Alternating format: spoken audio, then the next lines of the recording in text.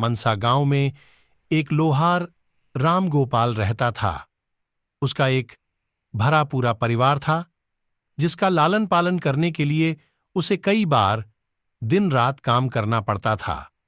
रोज की तरह आज भी काम पर जाने से पहले राम गोपाल ने अपना खाने का डिब्बा बांधने के लिए अपनी पत्नी से कहा। पत्नी जब डिब्बा लेकर आई तो राम गोपाल ने कहा, मुझे आज आने में देर हो जाएगी, शायद मैं रात को ही आऊं।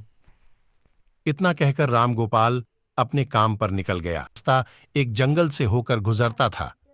वहां जैसे ही राम गोपाल पहुंचा, उसे कुछ आवाज सुनाई दी। जैसे ही राम गोपाल कुछ पास गया तो उसने देखा कि एक साधु भगवान का मंत्र जपने के साथ ही हंस रहा है। हैरान होकर राम गोपाल ने पूछा, आप ठीक हैं? उस साधु को राम गोपाल नहीं जानता था, लेकिन साधु ने एकदम से उसका नाम लेकर कहा, आओ राम गोपाल बेटा, मैं तुम्हारा ही इंतजार कर रहा था। मैं भूखा हूं, मुझे अपने खाने के डिब्बे से कुछ खिला दो। बाबा से अपना नाम सुनकर राम गोपाल हैरान था, लेकिन उसने कोई सवाल नहीं किया और सीधा अपना खाने का डिब्बा निकालकर उन्हें दे दिया। देखते ही देखते बाबा ने राम गोपाल का सारा खाना खा लिया। उसके बाद उस साधु ने कहा, बेटा मैं तो सारा खाना खा गया, अब तुम क्या खाओगे? मुझे माफ करना। राम गोपाल ने कहा, कोई बात नहीं बाबा, मैं काम के लिए बाजार जा रहा हूं तो मैं वहीं कुछ खा लूंगा। यह सुनकर उस साधु ने रामगोपाल को खूब आशीर्वाद दिया और भेंट के तौर पर एक हथौड़ा दे दिया। रामगोपाल ने कहा, आपका आशीर्वाद काफी है, मैं इस हथौड़े का क्या करूंगा, इसे आप ही रखिए। साधु ने जवाब देते हुए कहा, बेटा यह मामूली हथौड़ा नहीं है, यह जादुई हथौड़ा है जो मेरे गुरु ने मुझे दिया था और अब मैं तुझे दे रहा हूं, क्योंकि तुम्हारा दिल साफ है।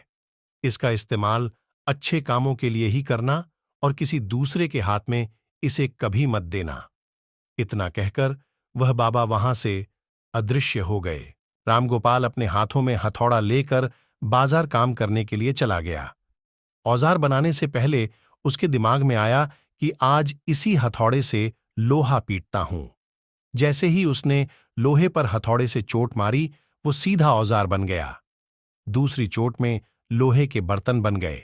रामगोपाल समझ गया कि यह सही में जादुई हथौड़ा है। वो जो बनाने की सोच के साथ लोहे पर चोट मारता, लोहा सीधा वहीं बन जाता। जादुई हथौड़े की वजह से रामगोपाल का काम जल्दी खत्म हो गया और वो अपने साथ ही उस जादुई हथौड़े को इसी तरह रोज रामगोपाल उस हथौड़े से जल्दी काम खत्म कर लेता और कई बार ज्यादा बर्तन बनाकर उन्हें गांव के लोगों को भी बेच दें। धीरे धीरे उसके घर के हालात पहले से कुछ ठीक होने लगे। एक दिन गांव का मुखिया उसके घर आया और बोला, हम गांव वालों को शहर जाने में बहुत ज्यादा समय लगता है, क्या तुम अपने हथौड़े से गांव और शहर के बीच आने वाला एक पहाड़ तोड़ने में मदद करोगे? इससे बीच में एक सड़क बना लेंगे और गांव से शहर का सफर आसान और छोटा हो जाएगा।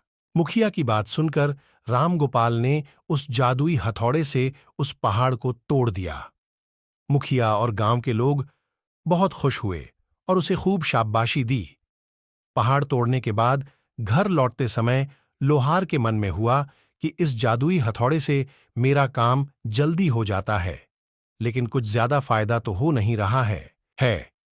इसी सोच में डूबे हुए लोहार घर जाने की जगह दुखी होकर जंगल की तरफ चला गया। उस जंगल में वही साधु बाबा लोहार को दोबारा दिखा। लोहार ने उन्हें अपने मन की सारी बातें बता दीं।